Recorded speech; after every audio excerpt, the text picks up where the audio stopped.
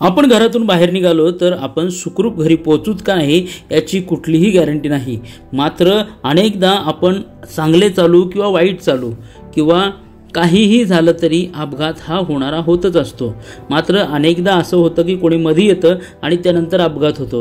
असाच काही प्रकार या ठिकाणी आपल्याला पाहायला मिळतोय। एक महिला रस्ता पार करत आहे आणि एक रिक्षा येत आहे। अचानक ती महिला रस्त्याच्या मध्ये आल्याने रिक्षा चालकाने अचानक असा टर्न घेतला आहे आणि त्या टर्नमध्ये ती रिक्षा पूर्णपणे त्या बाईच्या अंगावर पडली आहे।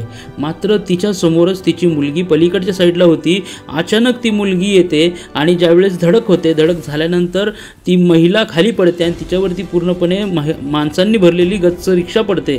त्यावेळेस ती मुलगी धाडस करते आणि आपल्या आईसाठी त्या ठिकाणी इतकी मोठी असणारी समोर रिक्षा, ती रिक्षा उचलते आणि खरं तर अक्षरशः त्यामध्ये पूर्ण रिक्षाचं वजन आणि 2 माणसं बसलेली होती, तरीही त्या ठिकाणी त्या मुलीने ती रिक्षा उचलायचं धाडस केलं आणि त्या ठिकाणी आपल्या आईला जीवनदान दिलं आहे।